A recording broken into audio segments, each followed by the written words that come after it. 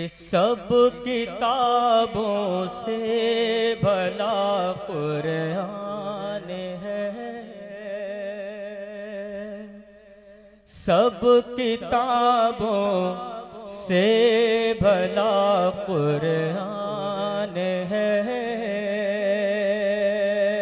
ये हमारा दीन है, ईमान है। साकिब साहब हाशमी अपनी शेरगोई के लिए निहायत काबिल मुबारकबाद हैं कि उन्होंने इदारे का खूबसूरत तारुफ अपने कलाम में पेश किया। मैं एक मरतबा फिर अपने उन तमाम मेहमानाने किराम से दरख्वास्त करता हूँ कि जो जलसागाह से बाहर तशरीफ़ फरमा है या पीछे खड़े हुए हैं, बराए मेहरबानी आगे तशरीफ़ ले आएँ। अभी भी कुर्सियाँ खाली हैं, आपका इंतज़ार कर रही हैं। और मुंतज़िमीन हजरात जिनको ये जिम्मेदारी दी गई है, बतौर ख़ास इस जानिब तवज्जो दें। उलमाए किराम के बयानात हो रहे हैं और नूरानी शख्सियात बिहम्दिल्लाह हमारे सामने जलवा अफरोज़ हैं। इनसे जितना इस्तिफ़ादा किया जाए यह हमारे लिए सआदत और खुशमंदी की बात है। तो मैं अदबन एक मरतबा फिर दरख्वास्त करता हूँ कि जलसागाह में तशरीफ़ ले आएँ। मोहतरम व मुअज़्ज़ज़ हाज़रीन इजलास, हमारा प्रोग्राम हज़रत मौलाना मुफ्ती मोहम्मद लुक़मान साहब कासमी, सदर मुफ्ती दारुल उलूम जामिउल हुदा मुरादाबाद, और मायानाज़ अदीब मुहद्दिस जलील हज़रत मौलाना मोहम्मद सालिम साहब कासमी दामत बरकातुहुमुल आलिया, बानी व मोहतमीम व शेखुल हदीस जामिया कासमिया दारुल उलूम ज़करिया ट्रांसपोर्ट नगर मुरादाबाद की सदारत में निहायत कामयाबी के साथ आगे बढ़ रहा है। लिहाजा अब मैं बिला ताख़ीर व तमहीद आपको ऐसी शख्सियत के हवाले करता हूँ और ऐसी शख्सियत को दावत खिताब देता हूँ जो नौजवान आलिम दीन, सालिह मिजाज शख्सियत, बेमिसाल मुंतज़िम, वाइद शीरी बयां, मुजाहिद इस्लाम हज़रत मौलाना मतीनुल हक उसामा नव्वरल्लाहु मरक़दहू के फर्जंद अर्जुमंद व हकीकी जानशी, नाज़िम आला जामिया महमूदिया अशरफुल उलूम जाजमऊ कानपुर और नाइब सदर जमीयत उलमाए उत्तर प्रदेश की ज़ात आली है। मैं हज़रत वाला से इंतहाई अदब व एहतराम के साथ दरख्वास्त करता हूँ कि हज़रत वाला अपने खिताब से हम सामिईन को मुस्तफ़ीद फरमाएँ। दमे गुफ्तगू एक मतानत का पैकर, दमे गुफ्तगू एक मतानत का पैकर, दमे जुस्तुजू इस्तिकामत का पैकर, वफा का नमूना शराफत का पैकर, सियासत का मंबा सहाफत का पैकर, मुफक्किर भी जो नाक़िदे फ़िक्र फ़न भी, जो अपनी जगह ज़ात भी अंजुमन भी। मैं हज़रत वाला से इंतहाई अदब के साथ दरख्वास्त करता हूँ कि हम सामिईन को अपने दिल नशी खिताब से महजूज फरमाएँ।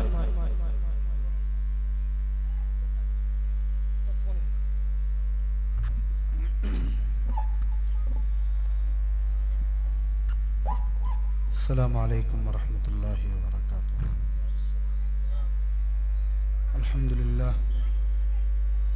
अल्हम्दुलिल्लाह नहमदुहु व नस्तईनुहु व नस्तगफिरुहु व नु'मिनु बिही व नतवक्कलु अलैहि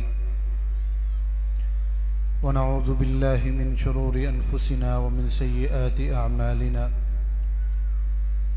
मन यहदिहिल्लाहु फला मुज़िल्ल लहु व मन युज़लिलहु फला हादिय लहु। वनशहदु अल्ला इलाहा इल्लल्लाहु वहदहु ला शरीका लह वनशहदु अन्न सय्यदना व मौलाना मुहम्मदन अब्दुहु व रसूलुहु। अम्मा बअदु फ़अऊज़ु बिल्लाहि मिनश शैतानिर रजीम। बिस्मिल्लाहिर रहमानिर रहीम। इन्ना नहनु नज़्ज़लना अज़्ज़िक्रा व इन्ना लहु लहाफ़िज़ून। सदक़ल्लाहुल अज़ीम। क़ाल रसूलुल्लाहि सल्लल्लाहु अलैहि वसल्लम खैरुकुम मन तअल्लमल क़ुरआन व अल्लमह औ कमा क़ाल अलैहि अस्सलातु वस्सलाम। मुहतरम बुजुर्गों और दोस्तों, अल्लाह तबारक व तआला ने इंसानों की हिदायत और कामयाबी के लिए कमोबेश 1.25 लाख नबी और रसूल दुनिया में भेजे। सबसे पहले पैगंबर सैयदना हजरत आदम अलैहिस्सलाम और सबसे आखिर में हम सब के आका व मौला जनाब मुहम्मदुर रसूलुल्लाह सल्लल्लाहु अलैहि वसल्लम दुनिया में तशरीफ लाए। हजरत मोहम्मद मुस्तफ़ा सल्लल्लाहु अलैहि वसल्लम से पहले जितने भी नबी और रसूल अल्लाह ताला ने इस दुनिया में भेजे, उनमें से कोई भी नबी और उसकी लाई हुई शरीयत, उस पर नाजिल की गई किताब ऐसी नहीं थी जो तमाम इंसानों के लिए हो और हमेशा के लिए हो। बसा औकात ऐसा होता था कि एक ही वक्त में कई कई नबी अल्लाह के बरगुज़ीदा पैगंबर दुनिया के अलग अलग खित्तों में मौजूद होते थे। कोई नबी किसी इलाके का, कोई नबी किसी और इलाके का। इसी तरह हर इलाके के एतबार से अलग अलग शरीयतें हुआ करती थी। मिसाल के तौर पर हिंदुस्तान के लोगों के लिए शरीयत कुछ और है, अमेरिका वालों के लिए शरीयत कुछ और है, चीन वालों के लिए कुछ और है। यह सिलसिला चलता रहता। फिर जब नबी दुनिया से चले जाते और जब उनकी लाई हुई तालीमात की जरूरत मुकम्मल हो जाती, पूरी हो जाती, और अल्लाह ताला को अब नई तालीमात भेजनी होती, तो अल्लाह ताला साबिक गुजरे हुए पैगंबर की तालीमात से हिफाजत को उठा लेते और उनकी तालीमात में तहरीफ हो जाती। लोग उसमें अपनी बातें शामिल कर देते। जनाब नबी करीम हजरत मोहम्मद मुस्तफ़ा सल्लल्लाहु अलैहि वसल्लम के तशरीफ लाने के बाद अल्लाह रब्बुल इज्जत ने आपके जरिए से ये ऐलान करवा दिया, कुल या अय्युहन्नास इन्नी रसूलुल्लाहि इलैकुम जमीआ। ऐ इंसानों, मैं तुम सब के लिए नबी बनाकर भेजा गया हूं। आपसे पहले किसी भी नबी ने यह ऐलान नहीं किया, तमाम इंसानों को मुखातब करके। आपकी लाई हुई शरीयत को कयामत तक के लिए लोगों को कामयाबी की बुनियाद बना दिया गया। ऐलान फरमाया गया, अल-यौम अकमलतु लकुम दीनकुम व अतममतु अलैकुम निअमती व रज़ीतु लकुमुल इस्लाम दीना। क़यामत तक आने वाले इंसानों के लिए अल्लाह रब्बुल इज्जत ये ऐलान फरमा रहे हैं कि हमने आज अपना दीन मुकम्मल कर दिया, अपनी नेमत तुम्हारे ऊपर तमाम कर दी। और दीन इस्लाम को, ये दीन जो मोहम्मदुर रसूलुल्लाह सल्लल्लाहु अलैहि वसल्लम लेकर आए हैं, इस दीन को क़यामत तक आने वाले इंसानों के लिए कामयाबी की बुनियाद बना दी। ये दीन क्या चीज है, ये शरीयत क्या चीज है।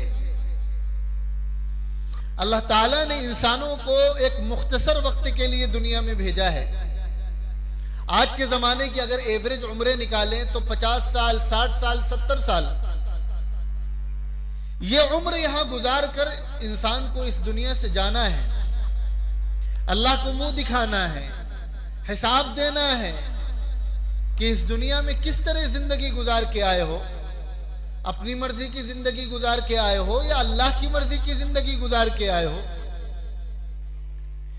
अल्लाह के नबी सल्लल्लाहु अलैहि वसल्लम जो दीन लेकर आए, वो दीन हमें इस दुनिया में अल्लाह की मर्जी की जिंदगी गुजारना सिखाता है। इस दुनिया में किस तरह रहना है, किस तरह जीना है, किस तरह मामलात करने हैं, ये सब कुछ इस दीन में मौजूद है।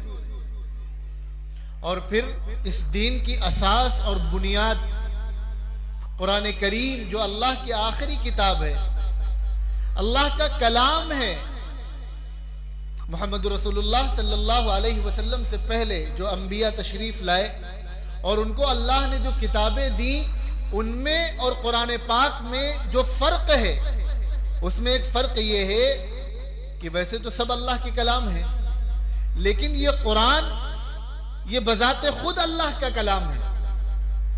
कलाम यानी अल्लाह के बोल हैं, अल्लाह ने इसका तकल्लुम फरमाया है। इन अल्फाज अल्लाह कल जन्नत में अपने नेक बंदों को कुरान की तिलावत सुनाएंगे, खुद अल्लाह सुनाएंगे। यह है वो कुरान। हम आपसे गुफ्तगू कर रहे हैं, हमारा ये गुफ्तगू करना तकल्लुम करना कहलाएगा, और जो अल्फाज जुबान से निकाले जा रहे हैं इन्हें कलाम कहा जाएगा। तो अल्लाह ने जिस कलाम का तकल्लुम फरमाया है वो है कुरान पाक। जरा तसव्वुर करें, कायनात के रब, कायनात के खालिक, कायनात के मालिक, जिनके कब्जे कुदरत में इस पूरी कायनात का निजाम है और जिनके आगे ये पूरी कायनात मच्छर के पर के बराबर भी नहीं, वो अजीमुश्शान रब, वो अजीमुश्शान परवरदिगार, और उनका कलाम जो कयामत तक आने वाले इंसानों की कामयाबी की बुनियाद है, जिसमें हमारे आपके लिए रहनुमाई है, हिदायत है। ये अल्लाह की किताब, अल्लाह खुद ऐलान फरमा रहे हैं, इन्ना नहनु नज़्ज़लना ज़िक्र व इन्ना लहू लहाफ़िज़ून, कि ये कुरान हमने नाजिल किया।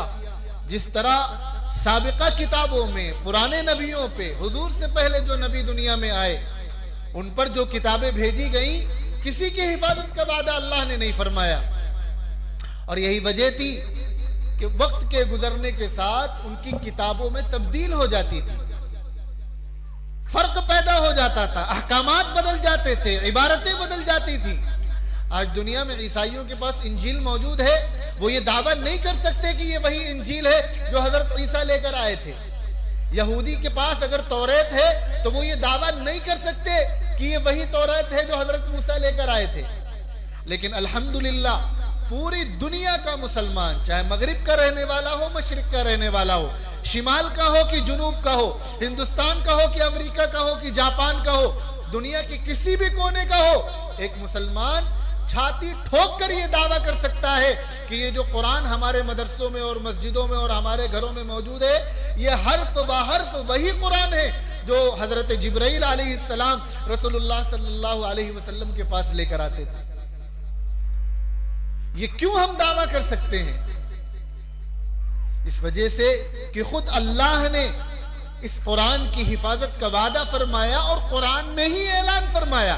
कयामत तक आने वाले इंसानों को मुखातब करके अल्लाह रब्बुल इज्जत ने ये वादा लिया है, वादा फरमाया है कि हमने ये किताब नाजिल की है और इसकी हिफाजत हम करेंगे, और अल्लाह ने इसकी हिफाजत करके दिखाई है। आज 1444 साल गुजरने के बाद भी एक नुक्ते और एक जबर का फर्क भी कोई नहीं दिखा सकता। ये अल्लाह की हिफाजत है, और अल्लाह की हिफाजत के बगैर ये इंसानों के बस में भी नहीं था। अब जरा गौर कीजिए, अल्लाह रब्बुल इज्जत अपने पाक कलाम की हिफाजत का वादा फरमा रहे हैं। अल्लाह को किसी भी सबब की और किसी भी जरिए की जरूरत नहीं, अल्लाह किसी के मोहताज नहीं। अल्लाह सिर्फ इरादा फरमा लेते तो इस कुरान में कोई तब्दीली नहीं कर सकता था, सिर्फ इरादा काफी था। लेकिन उसके बावजूद अल्लाह ने इस कुरान की हिफाजत के लिए जो जरिया इख्तियार फरमाया वो क्या है? खुद रसूलुल्लाह सल्लल्लाहु अलैहि वसल्लम ने इस कुरान पाक को याद किया है, जुबानी हिफ्ज किया है। अल्लाह के नबी ने इस पूरे कुरान का हिफ्ज किया। सहाबे किराम की एक बड़ी तादाद ने इस कुरान पाक को अपने सीने में महफूज किया।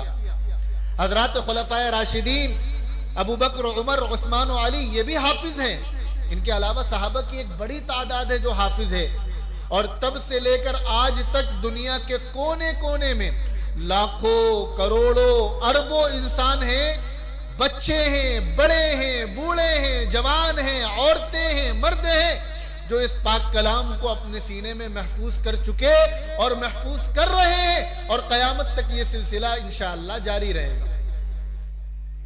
ये निजाम जो चल रहा है कुरान को याद करने का, कुरान को सीने में महफूज करने का, ये निजाम भी अल्लाह का चलाया हुआ है। और जो लोग अपने सीने में इस पाक कलाम को महफूज कर रहे हैं, इन सीनों का इंतखाब भी अल्लाह का किया हुआ है।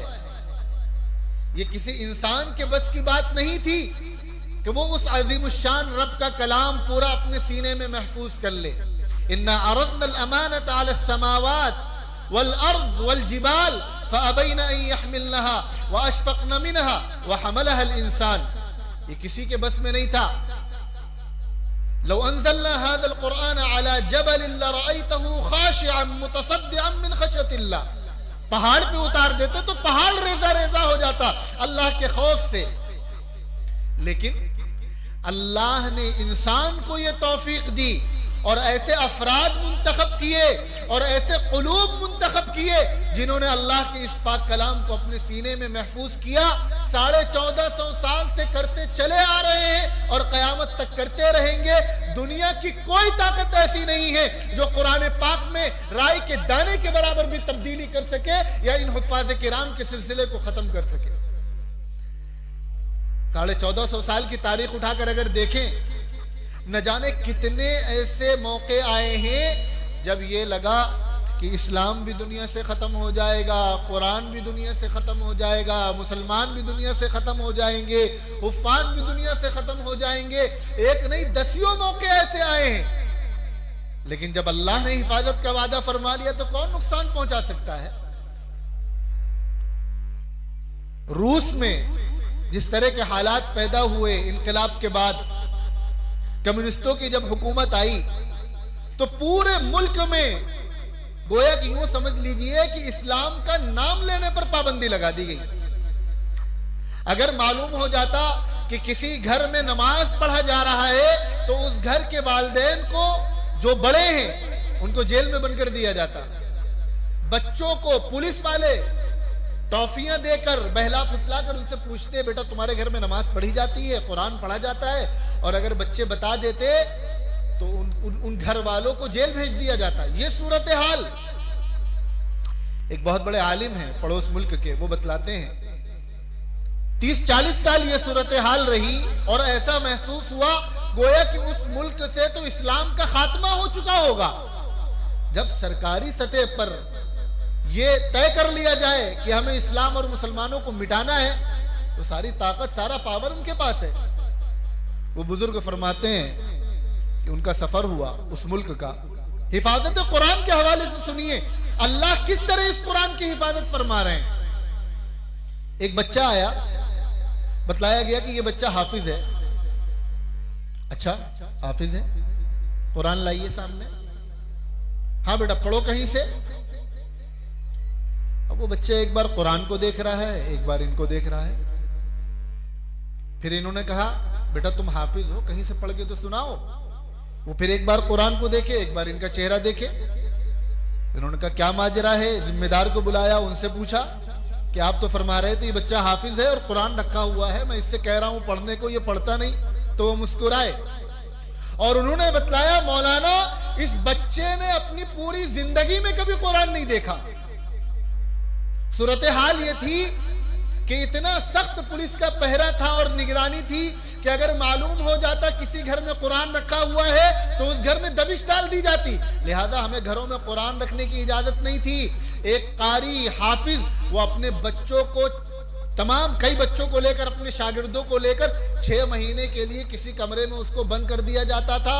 6 महीने का खाना पीना राशन पानी देकर वहां न कोई कुरान है, न कुरान का कोई नुस्खा है, और वो सिर्फ अपनी हिफ्ज की बुनियाद पर इन बच्चों को 6-6 महीने और साल भर में यहाँ हम लोगों ने हाफिज बनाया। इन बच्चों ने अपनी जिंदगी में कभी कुरान नहीं देखा। इस तरह अल्लाह ने हिफाजत करवा के कुरान की दिखाई है। जो लोग ये समझते हैं कि मदरसों पे जद पड़ मार कर, मदरसों को नुकसान पहुंचा के, मकातिब को नुकसान पहुंचा के, उलमा हुफ्फाज की तौहीन करके वो कुरान को मिटा देंगे, ये उनकी भूल है। उन्हें तारीख पढ़ना चाहिए। कुरान की हिफाजत के लिए अल्लाह किसी के मोहताज नहीं है। अल्लाह सिर्फ इरादा कर ले तो कुरान की हिफाजत हो जाएगी। और दुनिया ने एड़ी चोटी का जोर लगा के देखा है, तब भी अल्हम्दुलिल्लाह कुरान उसी तरह मौजूद है। कुरान की हिफाजत का ये निजाम अल्लाह का दिया हुआ, और कुरान की हिफाजत के लिए जिन लोगों को चुना हुफ्फाज़ किराम, ये अल्लाह के चुने हुए। जिनको अल्लाह चुने और अपनी पाक कलाम की हिफाजत के लिए चुने, उनके मकाम व मर्तबे का कोई अंदाजा लगा सकता है? हम कितनी ही हुफ्फाज़ किराम की तारीफ करें, उनकी मदह बयान करें, उनकी फजीलतें बयान करें, उनकी शान बयान करें, लेकिन इस दुनिया में हाफिज कुरान की शान बयान ही नहीं की जा सकती। मिसाल के तौर पर चीजें समझाई गई हैं, हकीकी उनके इम्तियाजात का, उनकी शान व शौकत का, उनके मकाम व मर्तबे का यहां उसके लिए अल्फाज ही नहीं है। हाफिज कुरान कल मैदान महशर में जब ये आलम होगा कि सूरज वो सर पे होगा बिल्कुल। आज सूरज लाखों करोड़ों मील दूर है, लेकिन हिम्मत नहीं होती दोपहर में जब सूरज पूरे आबुताब के साथ निकला हो, तो उस वक्त दिन के 12 बजे धूप में खड़ा होना आसान काम नहीं। और उस वक्त सूरज कहां होगा? बिल्कुल सर के करीब होगा, छत के बराबर। सूरत हाल ये होगी कि गर्मी की वजह से लोगों की जुबानें लटक रही होंगी और घुटनों घुटनों तक पसीने में डूबे हुए होंगे, और हसरतों, पशेमानी, मायूसी, पछतावा, इसकी वजह से अपनी हथेलियां काट रहे होंगे, दिमाग माऊफ हो चुका होगा। यौम यफिर्रुल मर्उ मिन अखी, जब भाई भाई से भागेगा, व उम्मिही व अबी, जब मां अपने बेटे से भागेगी। मां की मोहब्बत का कोई बदल है दुनिया में? मां से ज्यादा कोई मोहब्बत करने वाला है? मां की मोहब्बत तो वो मोहब्बत है जिसकी मिसाल देकर अल्लाह फरमा रहे हैं, जब अपने बंदों से मोहब्बत का तज़किरा कर रहे हैं तो फरमा रहे हैं कि अल्लाह को 70 माओं से ज्यादा अपने बंदे से मोहब्बत है। मां की मिसाल दे रहे हैं, मां से ज्यादा मोहब्बत करने वाला नहीं। लेकिन उस दिन की सूरत हाल का आप अंदाजा लगाइए। कुरान बयान कर रहा है जिस दिन भाई भाई से भागेगा, मां अपने बेटे से भागेगी, बाप अपनी औलाद से भागेगा, बीवी अपने शौहर से भागेगी, औलाद अपने वालिदैन से भागेगी। उस सूरत हाल में ये नन्हे मुन्ने हुफ्फाज़ किराम जिन्होंने इस पूरे कुरान को अपने सीने में महफूज किया है, आज दुनिया जिन्हें अहमियत नहीं देती, जिन्हें इज्जत नहीं देती, शायद मुआशरे में हम उनको वो मकाम न देते हो, लेकिन कल ऐसी सूरत हाल में जब बड़े बड़े चौधरी और बड़े बड़े रईस इस कंडीशन में होंगे, उस वक्त ये नन्हे मुन्ने हुफ्फाज़ किराम अल्लाह के अर्श के साए में होंगे। वही हाजिर करता हूं इंशाअल्लाह। और जब जन्नत जाना तो छोड़िए, जब लोग सिर्फ इस वजह से परेशान हो चुके होंगे कि ऐ मेरे रब, कम से कम हिसाब किताब शुरू कीजिए, इस गर्मी से तो छुटकारा मिले, कब तक यहाँ खड़े रहेंगे?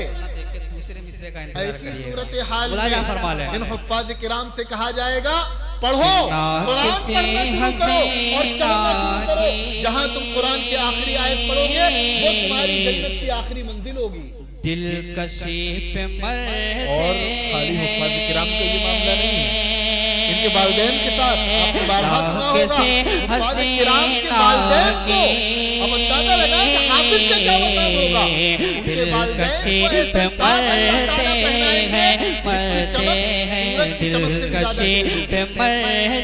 हाफिज के मकाम का अंदाजा लगा सकते हैं।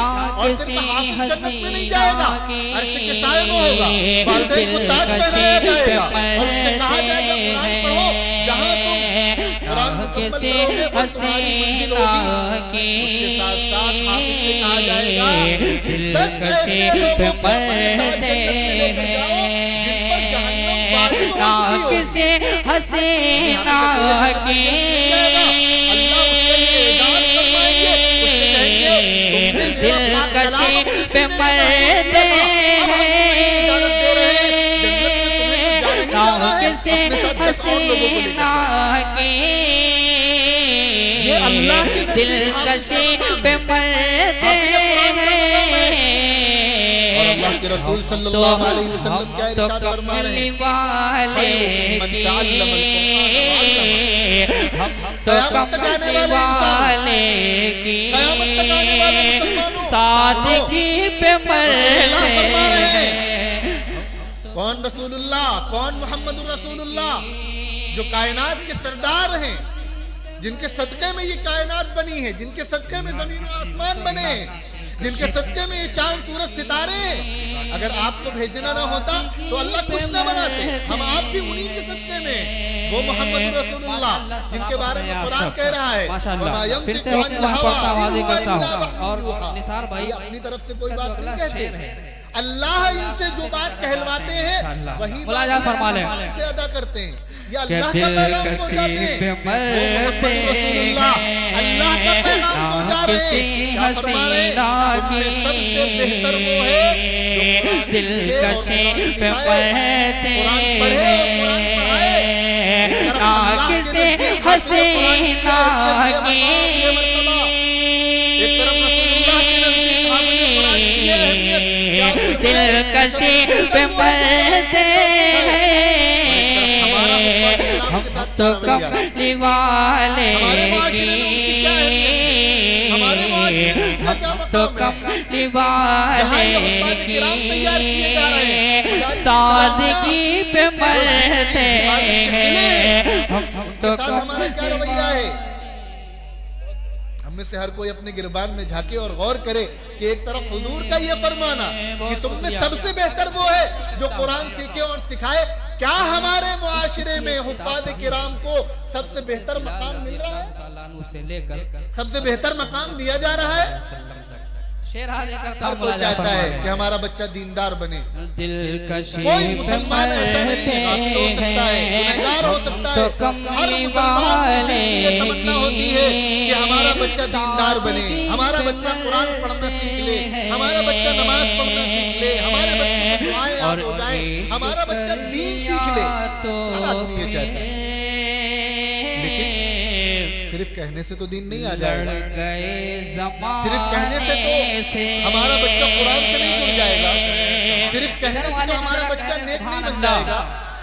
अगर चाहते हैं बच्चे हमारे दीनदार बने, नेक बने, शरीफ बने, इश्क कर लिया तो फिर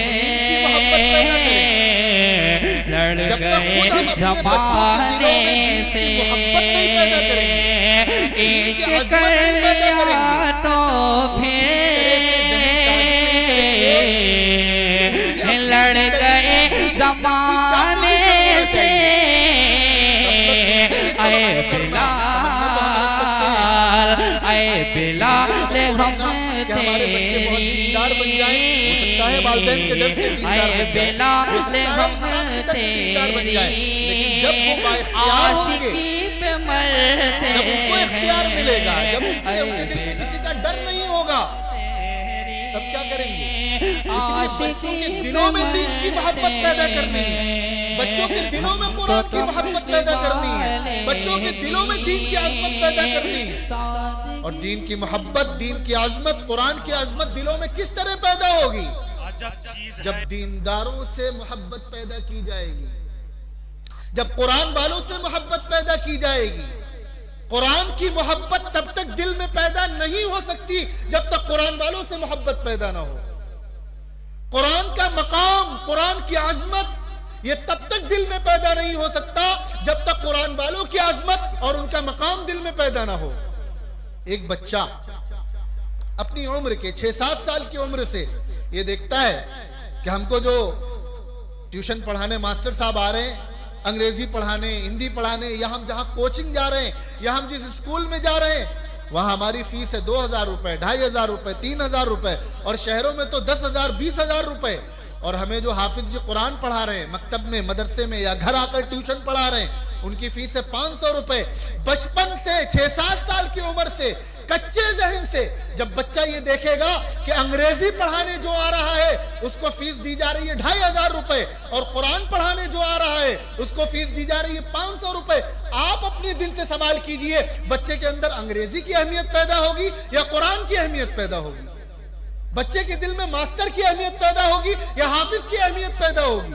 बच्चे के दिल में स्कूल की अहमियत पैदा होगी या मदरसे और मकतब की अहमियत पैदा होगी? जज्बा बहुत मुबारक है कि हमारे बच्चे दीनदार बने, हमारे बच्चे कुरान से जुड़े, हमारे बच्चे वालिदैन के फरमाबरदार बने, हमारे बच्चे अल्लाह से डरने वाले हों, गुनाहों से बचने वाले हों। लेकिन ये जज्बा उसी वक्त काबिल कद्र होगा जब हम इसको बरूएकार लाएंगे। हमारे मुआशरे में अल्लाह के नजदीक हुफ्फाज का ये मकाम, अल्लाह के नबी के नजदीक हुफ्फाज का और दीन के नुमाइंदों का ये मकाम, और हमारे मुआशरे में उनकी क्या हैसियत है?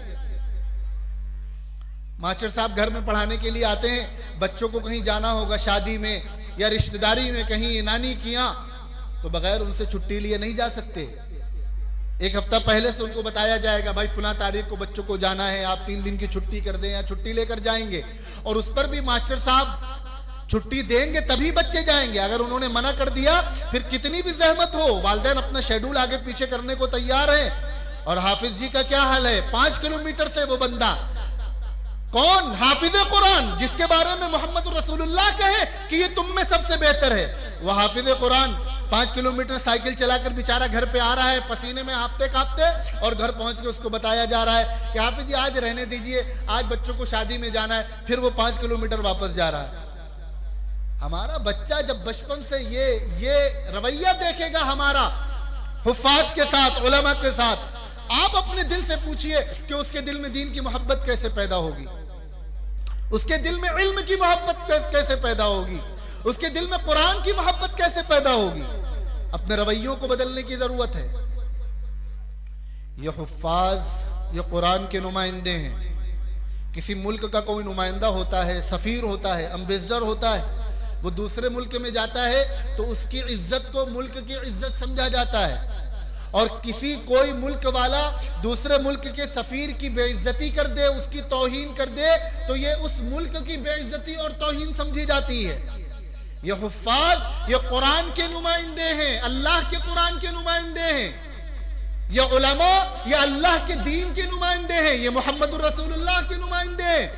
आका फरमा के गए हैं अल उलमा वरसतुल अंबिया, उलमा अंबिया के वारिस है।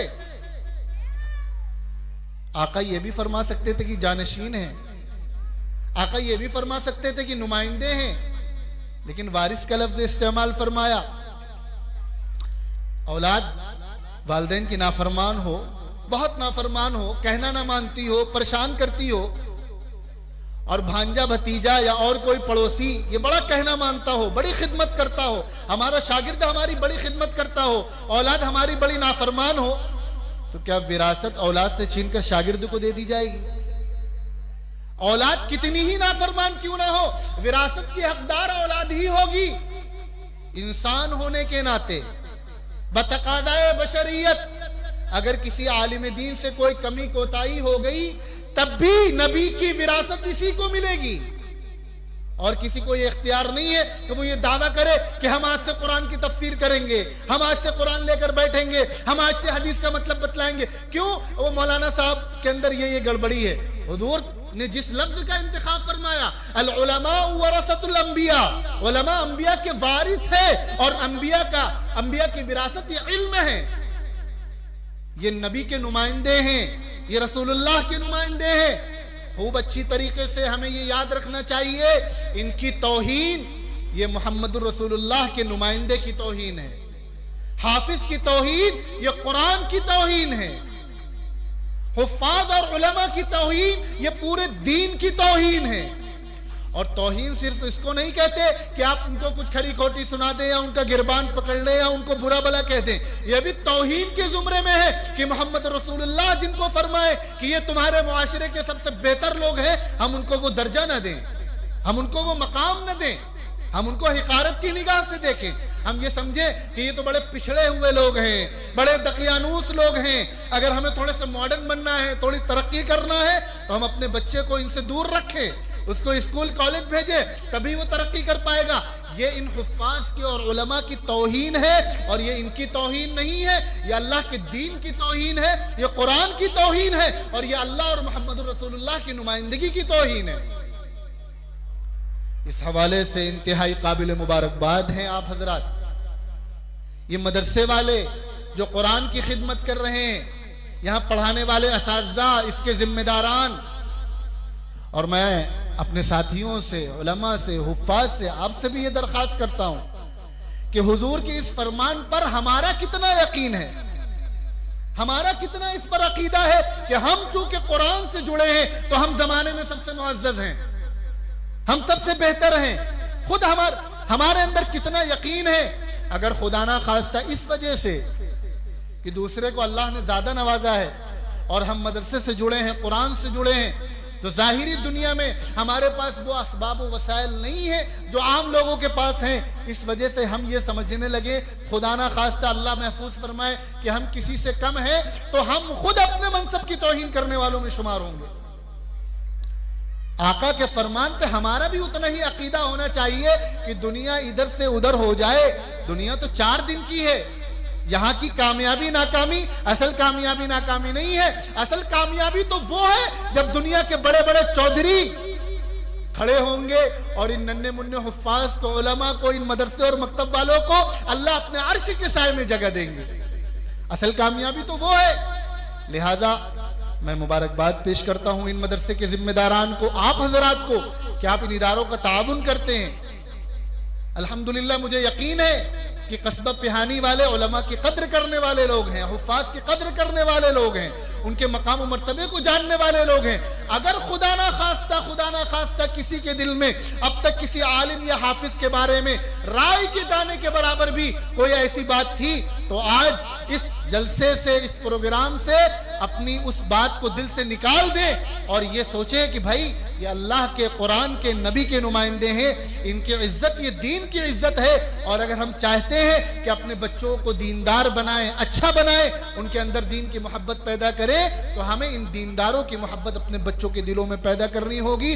और हमारी जाहिरी दुनिया में किसी की इज्जत और इकराम करने का जो तरीका है, हम उस तरीके को बरूकार लाएं। अभी रमजान शरीफ आ रहे हैं, अगर आप नाराज ना हो और कहीं उलमा नाराज ना हो जाए कि दारुल का फतवा तो कुछ और है, तुम कुछ और कह रहे हो, मेरी अभी इतनी हैसियत नहीं कि मैं कुछ कहूं, लेकिन जो हुफ्फाज किराम आपके तरावी पढ़ा रहे हैं, आप उनको तरावी के बदले में न दें, लेकिन रमजान में अपने उलमा हुफ्फाज की खिदमत करें। जरूरी नहीं कि आप तरावी के इवज दें, अलग से दें उनको, उनकी भरपूर खिदमत करें, उनके बच्चों की खिदमत करें।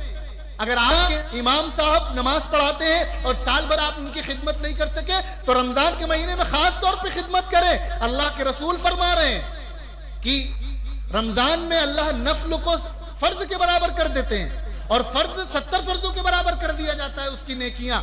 जब रमजान का महीना ये रहमतों का, बरकतों का, नेकियों के सीजन का महीना है और अल्लाह पल पल मग़फ़िरत फरमा रहे हैं, जहन्नम से छुटकारा अता फरमा रहे हैं और नेकियों का सवाब कई गुना बढ़ाकर दे रहे हैं। अगर हम साल भर ये नेकी नहीं कर सके तो कम से कम रमजान में ये नियत करें, हम अपने इलाके के हुफ्फाज उलमा की जितनी खिदमत कर सकते हैं वो करेंगे इंशाअल्लाह, खूब भरपूर खिदमत करें।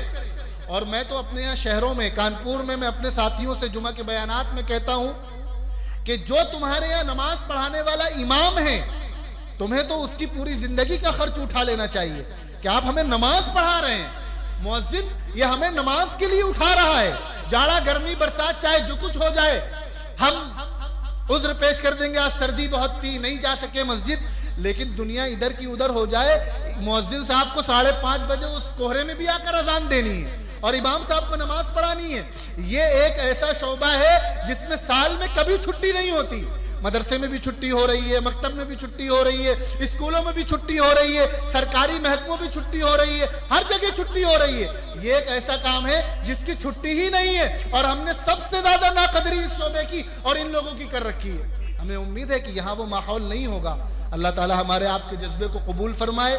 जिन बच्चों ने कुरान पाक की इस अजीम नेमत को अपने सीने में महफूज किया है, इनको कबूल फरमाए, इनके वालिदैन को कबूल फरमाए, इनको कुरान का हक अदा करने की तौफीक अता फरमाए और इनके असातिज़ा और मदरसे वालों को अल्लाह हम सब की तरफ से खुसूसी अजर अता फरमाए।